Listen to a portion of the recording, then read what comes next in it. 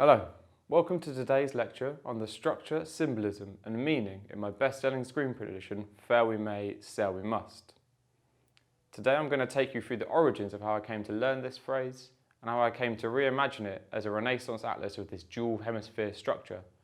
And then we're going to go into a little deep dive into each of these sections and look at the figures and what they're referencing from folklore, myth and tropes in art history.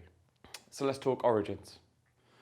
I first heard this phrase back in February of 2020 while I was listening to the Do You Breakfast show by Charlie Bones.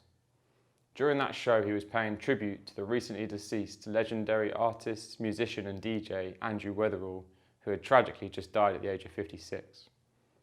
In it he was discussing how Weatherall came to have the phrase "Fail we may, sail we must" tattooed on his wrists. And it went like this. One day Weatherall was playing a gig in County Cork, Ireland, and he was picked up to get to the gig by a young trawlerman. And they got chatting in the car, and Weatherall asked him to tell him tales of the sea. And so this young man told him about a time when they'd been out in a force 9 gale, and his father, the captain of the ship, had broken his leg. And he somehow had to sail the ship back to shore single-handedly without the help of his dad.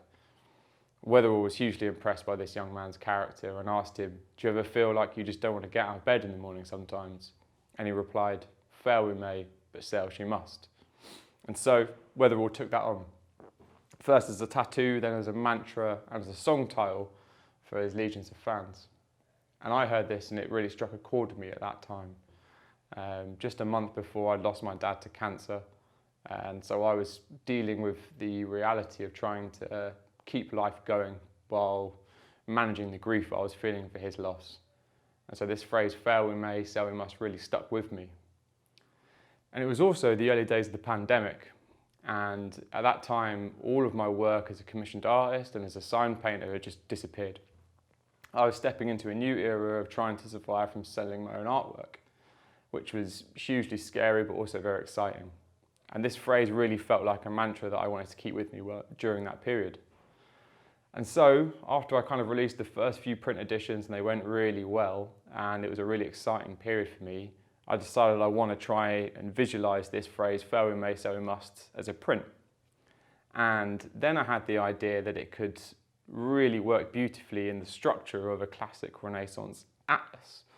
Now, these were from the kind of golden age of Dutch cartography in the 17th century.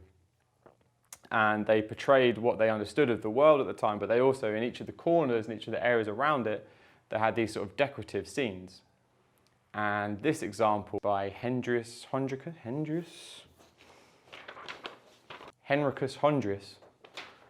became my key reference. And what I really liked about his one was, in these corners, he had different scenes that were centered around the 4 elements. So earth, water, air and fire. And I saw how I could really enjoy myself by recreating my own scenes of the 4 elements in my Fail we may, sail we must atlas. Let's now have a little look in more detail about each of these scenes and understand what's going on in each of them and who's being referenced. So let's start over here with water, aqua. The central figure here is this mermaid reclining back on the rocks, leaning on an anchor, holding a large arrow in her hand. Below, you've got a mask and a hourglass, the mask representing folly, the hourglass representing time. Out to sea, we've got this galleon sailing away and a sea monster. Behind our kind of reclining mermaid is this Cupid-like figure, blindfolded, holding a mirror. So what's going on here? So my mermaid is in the model of a classic Venus, like portrayed with her son Cupid, and you often see the Venus like holding an arrow, and she's like as if she's kind of confiscated it from Cupid, away from him, and who's causing the mischief of causing love to sprout wherever he shoots his bow. So that's how I represented it here. But this arrow also links with what's going on up here, but we'll come to that a little bit later. And she's leaning back on this anchor as if it's a kind of trophy of other sailors she might have destroyed. So we're sort of hinting at the idea of more of a siren rather than a kind of mermaid or a Venus figure, so perhaps more of an active actor. Now let's come and have a look at what's going on in Earth. Tella. Central figure here is this Minotaur, leaning back. Minotaur, of course, from Greek myth, head of a bull, body of a man. who lived by devouring children on the Isle of Crete in his maze, which was built by Daedalus. But this Minotaur is more in the model of Picasso's Minotaurs. He kind of saw the Minotaur as his own spirit animal in a sort of concerning way. He equated the Minotaur with a more of a sort of unbound, masculine, sexual desire and energy, which chimed with Picasso quite accurately. He had a lot of affairs, a lot of mistresses, a lot of wives, and treated women very badly in his life. And he saw himself as a Minotaur. But what I really love about his examples of these Minotaurs sort of lying back with a wine, almost more like a Dionysus kind of figure. So what we see here is he's leaning back, quite relaxed. There's no cavorting women with him. He's just on his own, he's alone, and he's surrounded by the fruits of the earth. And what I'm saying here really is that the earth is dominated by the patriarchal power, the masculine power of men. And here our man is sedate. And why is he sedate? We don't know. It could be to do with the mirror that's over here that Cupid's holding up. Because this Cupid's holding up a mirror in the style of the kind of Rockby Venus, very famously, where Cupid's reflecting Venus back to her. But in this version, Cupid's reflecting the opposite corner here. He's reflecting the Minotaur's face. You can see just his horn in the corner there. So maybe he's seeing himself for the first time and stepping away from the destructive urges of his ways.